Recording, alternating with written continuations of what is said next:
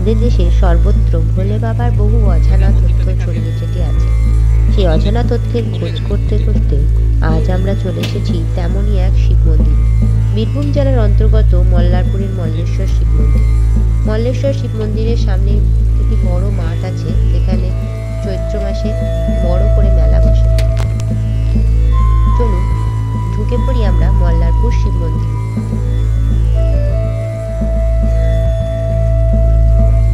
মন্দিরের প্রবেশদ্বারে চোখে পড়বে একটি মঙ্গল কলসের চিহ্ন, যা ভক্তদের স্বাগত জানায়। মন্দিরে প্রবেশ করার সঙ্গে সঙ্গে এক অদ্ভুত শান্তি মনকে প্রশান্তি এনে দেয়।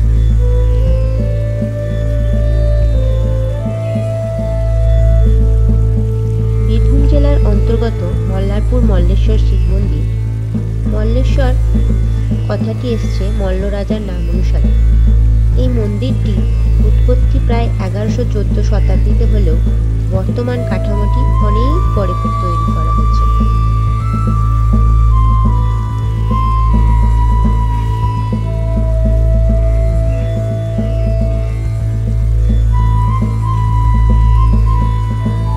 মন্দিরটির ভেতরে আপনাদের অনেক বড় বড় গাছপালা চোখে পড়বে। মন্দিরের ভেতরে প্রবেশ করা মাত্রই আমাদের চোখে পড়বে অনেকগুলি শিব মন্দির। প্রায় 24টি মন্দিরের মধ্যে 23টি শিব মন্দির এবং একটি সিদ্ধেশ্বরী মাতার মন্দির। মন্দিরে ঢুকতেই একটি নাট মন্দির আপনাদের চোখে পড়বে। এই নাট মন্দিরে আগে ভক্তদের ভোগ বিতরণ করা হতো এবং প্রসাদ বসিয়ে খাওয়ানো হতো, কিন্তু বর্তমানে সেটি এখন বন্ধ আছে।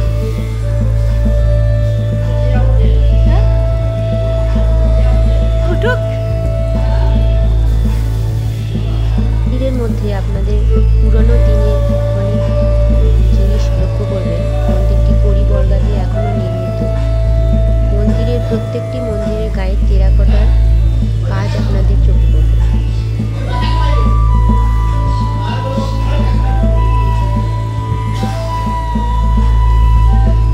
বাবা অর্থাৎ ভোলে বাবার শিবের শিলাটি বাংলার ওম অক্ষরে নেই, তাই এই মন্দিরের বাবা ওঙ্কারনাথ মন্দির। ওঙ্কারনাথ নামেই এই মন্দির পরিচিত। মন্দিরের পেছন দিকে একটি পুষ্করিণী আপনাদের চোখে পড়বে। গাছগাছালিতে ভরা এই পুষ্করিণী জল নিয়ে বাবার মাথায় ভক্তরা জল ঢালে। অদ্ভুত প্রাকৃতিক দৃশ্য, অদ্ভুত সুন্দর প্রাকৃতিক দৃশ্য আপনাদের মনকে একদম ভরিয়ে তুলবে। মন্দিরের গর্ভগৃহের শিবলিঙ্গটি মাঝে মাঝেই জল দ্বারা ভরে যায়। কথিত আছে এই মন্দিরের তলা দিয়ে বয়ে চলেছে কল্লোলিনী গঙ্গা, যা ভরিয়ে দেয় বাবা শিবকে। এছাড়াও আপনাদের চোখে পড়বে সিদ্ধেশ্বরী মায়ের মন্দিরের মূর্তি। প্রত্যেকটা মন্দিরের গায়ে অসংখ্য টেরাকোটার দাগ। এখানে যে মন্দিরগুলি আছে 829 বছর আগে রাজা মল্লরাজ এই মন্দিরগুলি তৈরি করেন। রাজা মল্লরাজ এই মন্দিরগুলির জন্য প্রায় 712 বিঘা জমি তিনি উৎসর্গ করেছিলেন। এই মন্দিরগুলি টেরাকোটার হলেও মন্দিরগুলি পাথরের ওপর নকশা করে তৈরি করা হয়েছিল।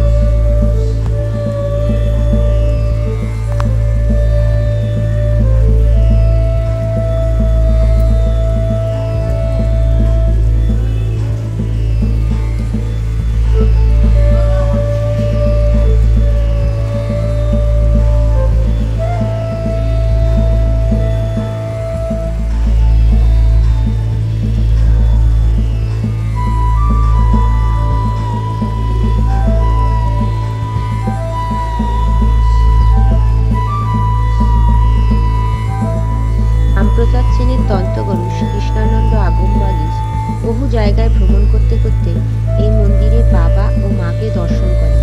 সাধনায় সিদ্ধি লাভ করে তিনি প্রতিজ্ঞা করেন তিনি এখানে জীবন্ত সমাধি দেবেন। তিনি তার ভক্তদের নির্দেশ দেন যেন ধ্যানস্থ অবস্থায় তার সমাধি দেওয়া হয় এবং তার মাথায় একটি ছিদ্র রাখা হয়, যাতে তার আত্মা প্রকৃতিতে বিলীন হয়ে যেতে পারে। শোনা যায় এই ছিদ্রটিকে অনেক বছর আগে বহুভাবে বন্ধ করার চেষ্টা করা হলেও এটি কিন্তু বন্ধ করা যায়নি।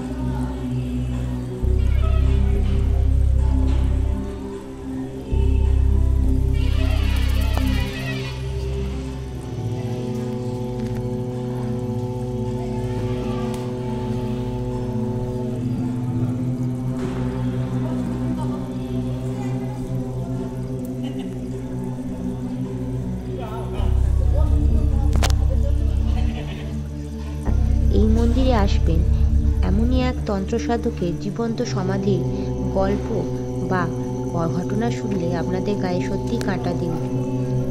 এখনও প্রায় প্রতি রাতেই মন্দিরে থাকা অবস্থায় বিভিন্ন রোমহর্ষক ঘটনার মুখোমুখি হয় ভক্তরা। একমাত্র প্রকৃত সাধক এবং সৎ মানুষই এখানে এই মন্দিরে রাত্রি যাপন করতে পারেন বলেই শোনা যায়।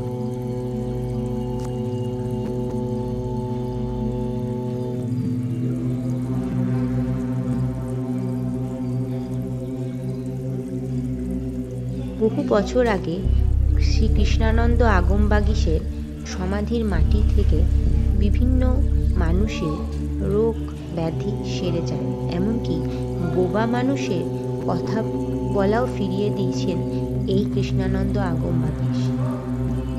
বহু তন্ত্র সাধকরা এখানে এসে সিদ্ধি লাভ করেছেন বলেই কথিত আছে। এখানে আপনারা যে সিদ্ধেশ্বরী মায়ের মূর্তি দেখতে পাবেন, সেই সিদ্ধেশ্বরী মা হচ্ছেন তারাপীঠের মায়ের বোন।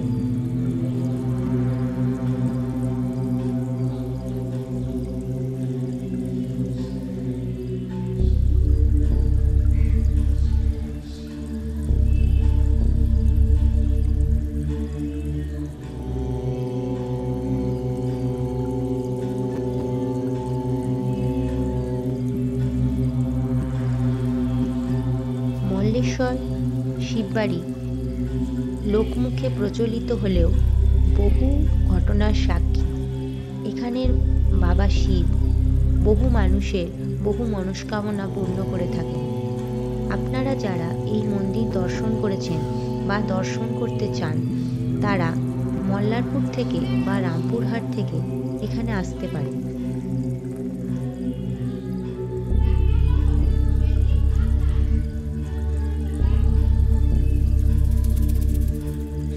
মন্দিরে যে সকল শিব মন্দিরগুলি আছে, অর্থাৎ 24টি শিব মন্দিরের মধ্যে 23টি শিব মন্দিরগুলি আছে, সেই মন্দিরগুলির আদল অনেকটা বর্তমানে 108 শিব মন্দিরের মতো।